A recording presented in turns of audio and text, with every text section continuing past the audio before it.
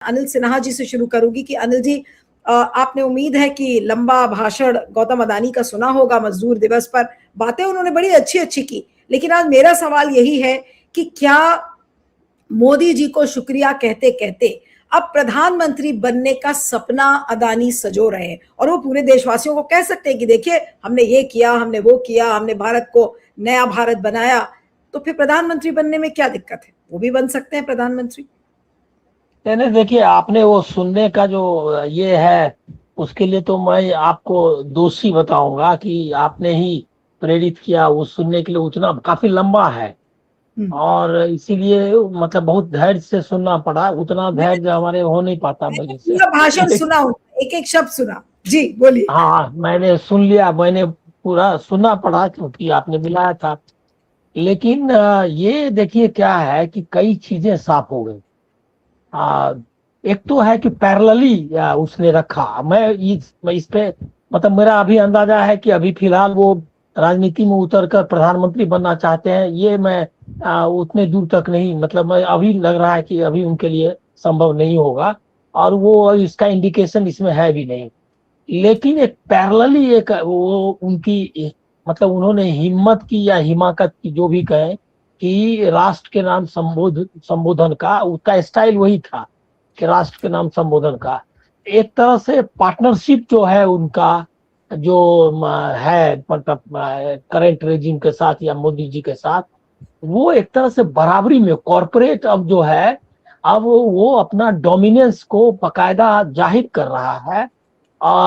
ये में public perception में भी पहले क्या था, पीछे था, हाथ मिला रहे हैं, नमस्कार कर रहे हैं, पीछे जा रहे हैं। अब वो बराबर में उसी स्टाइल में कर रहा है। ये डेमोक्रेसी के लिए बहुत डेंजरस साइन है। इसको मैं स्वस्थ नहीं मानता, क्योंकि बाकी वो जो किया, गनीमत ये है कि उन्होंने पॉलिटिक्स जो इंटरनेशनल या डोमेस्टिक पॉलिटिक्स है उसके तरफ नहीं किया। एक ब्रॉड कंसेंसस जो है आरएसएस बीजेपी का जो कंसेंसस है, कॉरपोरेट हिंदुत्व का जो ये क्या कहते हैं नैरेटिव है, उसको रखा उन्होंने। लेकिन वो डिटेल्स में नहीं गए, मतलब इंडिविजुअल डिटेल्स में नहीं गए, ईरान इराक या ये वो ये सब नहीं किया उन्होंने। तो ये अभी समझ लीजिए कि अभी फर्स्ट स्टेप है उस पार्टनरशिप को क्लेम करने का, जो वो सरकार चला रहे हैं। मतलब सरकार के पीछे जो ताकत है वो अब खुल के सामने आ गया है। ये इसके दो तीन मतलब है। इसका मतलब है कि जो पॉलिटिकल लीडरशिप है वो बहुत कमजोर हो गई है, वो कमजोर हो गई है। और ये एक एनार्की मतलब एक तरह का एनार्की है कि इस तरह से वो मतलब इतने लंबे ये में मे डे में भाषण करे। एक कॉरपोरेट का आदमी, वो अलग अलग से एडवर्टीजमेंट से इस तरह के आते रहते हैं। मतलब पहले भी आते थे, 5 मिनट के, 2 मिनट के, 4 मिनट के, कि सब मिल के काम करना। टाटा का तो एडवर्टीजमेंट ही यही पहले था कि किस तरह से सब मिलकर देश बनाए।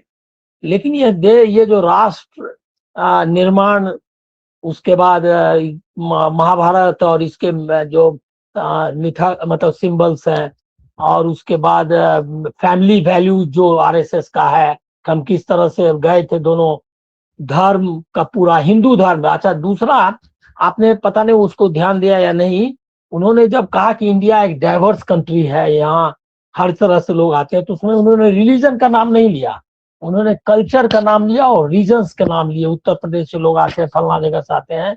ये नहीं उन्होंने कहा कि यहाँ पर सब लोग बसते हैं, हर धर्म के लोग बसते हैं, हर नस्ल के लोग बसते हैं। ये जो डाइवर्सिटी को जिस तरह से बीजेपी डिफाइन करती है, आरएसएस डिफाइन करता है, वही वो मॉडल है। तो लेकिन ये जो है ना, ये अच्छा, उसके बाद उन्होंने तस्वीर बता दी, मतलब पावर जो है, कॉर्पोरेट पावर कितना एक्सपैंड कर चुका है, वो भी उन्होंने बताया। और एक तरह का मतलब बहुत ही बारीक का ये है, क्या कहते हैं, संदेश भी है साथ में कि मेरे साथ पार्टनरशिप करो। मतलब उसको भी कह रहे हैं, लोगों को और अपने वर्कर्स को भी। और इसको यही अपना जन्म जो है ना, वो कंपटीशन की बात नहीं कर रहे हैं, वो ये नहीं कर रहे हैं, वो कह रहे हैं कि एक समर्पण, जो मतलब जो बेसिक आइडियोलॉजी, मतलब जो गीता का जो ये है कि मेरे शरण में आओ, वो भी एक मैसेज है, लेकिन बहुत सोबर ढंग से। जो उनका स्क्रिप्ट राइटर है वो चालाक है, उसने उसमें कोई लाउडनेस आने नहीं दिया है, उसको बहुत ढंग से रखा है। ये उसमें जो पावर है वो उसको उसको आप समझिए ऐसा, उन्होंने धारावी का नाम लिया, नई मुंबई का नाम लिया, का एयरपोर्ट का, फिर अपने पोर्ट्स के नाम लिए केरल वाले, और गंगा एक्सप्रेसवे का, तो मतलब बताया जल थल नभ सब पर मेरा कब्जा है, वो उसका बताया उन्होंने। और वो फिर 2047 का विकसित भारत। सही पकड़ा तो आपने, बिल्कुल सही हाँ, पकड़ा जब आपने कहा कि जल नभ सब जगह उनका कब्जा है। तो आज तो उन्होंने एक तरीके से मोदी जी को ये बता दिया कि मोदी जी हम आपको थैंक यू बोल रहे हैं, लेकिन असली महामानव मैं हूं, क्योंकि मैं पूरे राष्ट्र का निर्माण कर रहा हूं। आज ये संदेश क्ले, दिया। क्लेम तो ये जो राष्ट्र सेठ वाला चला था नैरेटिव, उसका ये लॉजिकल ये है एंड है, वो जो है वो क्लेम कर रहा है। अब वो ये जो है पार्टनरशिप का, ये पार्टनरशिप जो थी, अब वो पावर मतलब जो राय जो उसको पावर में क्या कहते हैं शेयरिंग जो है, वो शेयर नहीं बता रहा है भाई। वो ऐसा नहीं, शुक्रिया उसने अदा यही किया, उसने बताया लोगों को कि ही हमारे पार्टनर हैं प्रधानमंत्री। उसने ये सब नाम नहीं लिए कि सरकार और क्या कहते हैं बाकी का। उसका मैसेज क्लियर है कि पार्टनर हमारे हैं प्रधानमंत्री, लेकिन वो अपना भी क्लेम किया है।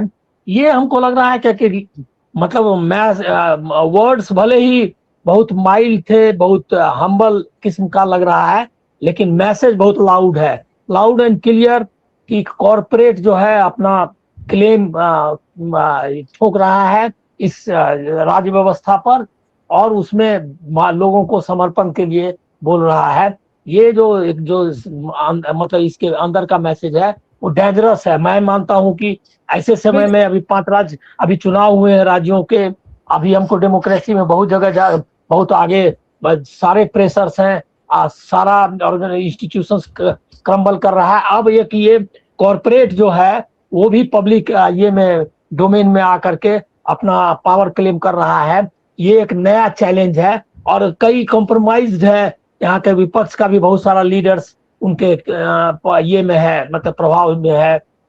ऐसे समय में उसका इस तरह से करना, और मीडिया के लिए तो कहूंगा नहीं कि एनडीटीवी एक न्यू मतलब उसका एक लीगेसी उसकी रही है, जिसमें कि मतलब आप इसको बेहतर कह सकते हैं, ये मतलब कंट्रीब्यूशन वो जो है उसका पता चलता है। उस पर भी उन्होंने वो जो मीडिया में अपना इतना देर तक इतना बड़ा भाषण तो कॉर्पोरेट का लीडर दे रहा है, और ये जो है ये सच में बहुत ही मतलब समझिए कि हम लोग तो इसको मतलब अनएक्सेप्टेबल ही कह सकते हैं इसको, और क्या कहा जाए।